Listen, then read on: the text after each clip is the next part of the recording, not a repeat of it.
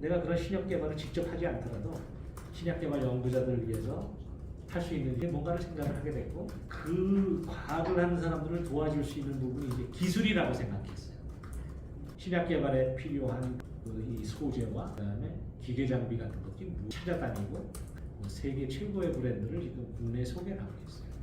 이 연구 재산을 그 리스크로부터 어떻게 프로텍션할 수 있느냐. I protect your research property가 그래서 연구 자산, research property, 연구 자산을 보호해야 되겠다.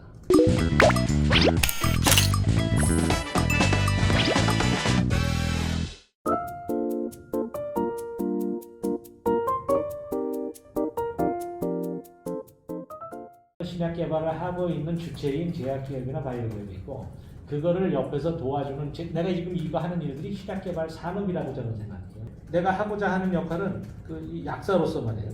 신약 개발하는 사람들을 보다 시행착오를 적게 하기 위해서 이 사람들이 모르는 분야를 내가 개척을 해서 그런 부분들을 제공해 주는 거죠.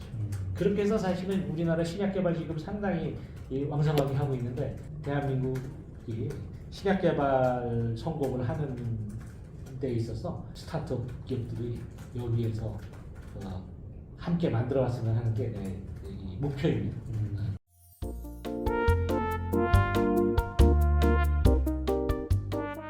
전 세계 비임상 시약을 중에서 하드웨어 부분은 최고입니다. 다른 데서 못하는 그러한 실험들을 우리가 하고자 하는 이런 연구들은 사실은 시스템이 굉장히 고도의 시스템이 요구되어져요. 그러면 그렇게 위험한 실험을 할 수 있는 시설이 없습니다.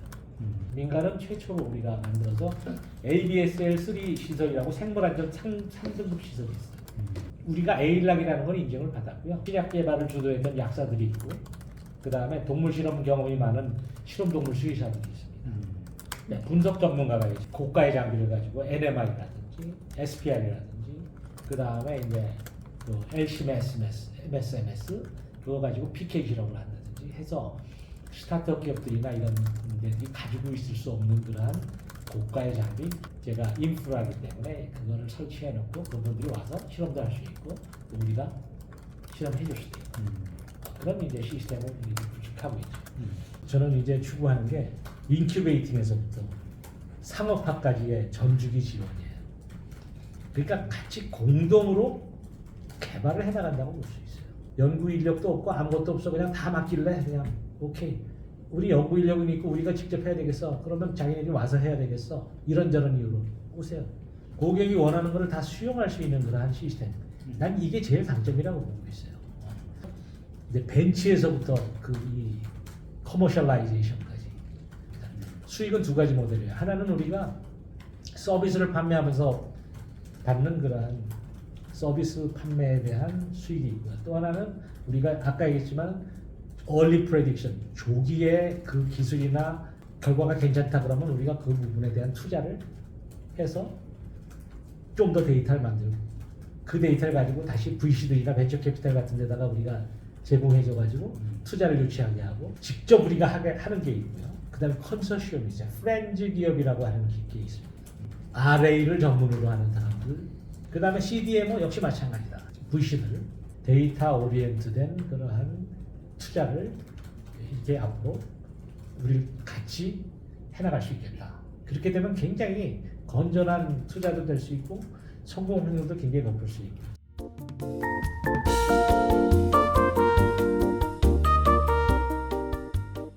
경험이 굉장히 중요하다.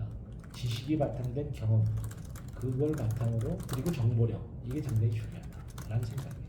그러려면 여러분들이 어디가 가면 내가 과연 그러한 쪽의 기회를 많이 얻을 수 있을까? 내가 정말로 해야 될 부분이 나오게 되는 거예요. 많은 사람들이 각자의 영역에서 많이 많은 사람들이 좀 같이 여기 들어와서 서로들 협력하고 그렇게 하는 일이 나는 너무 중요하다.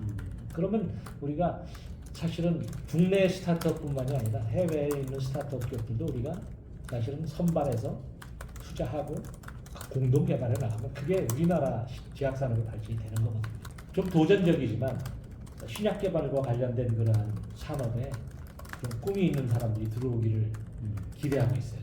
이 분야는 근데 확장돼 나갈 거고 그 상당히 큰 기회가 만들어질 거라고 보는데 어떤 사람은 그 regulatory approach RA 쪽에 갈 수도 있고 임상시험 쪽에서 임상시험하는 쪽에 일도 할 수도 있고 뭐 여러 가지 일들을 할 수 있죠. 자 그런 거를 어디서 맛보겠어요? 우리 여기는 스마트 바이오 플랫폼. 모든 일어나는 일이 여기 안에서 일어날 수 있습니다. 사회에 나와서 활동하는 분은 거기에 오피니언 리더들이 누군지를 아셔야 돼요. 각 분야의 오피니언 리더들이 누군지를 알고 그분들의 하고 많은 교류를 해서 아 이분들이 무엇을 추구하고 있구나. 그걸 파악을 해야 됩니다. 고수들을 찾아가서 그 얘기를 들어보면 아 우리나라 전체에 가장 커팅 엣지, 가장 첨단 분야, 가장 끝에 부분에서 어떤 생각을 하고 있구나. 그러면 그게 미래가 돼요.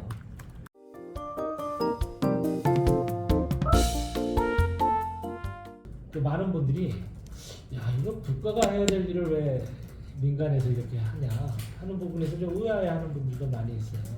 이제 민간인 제가 여기에 있는데 우선 여기는 사업화 시키는 일이 가장 핵심이거든요.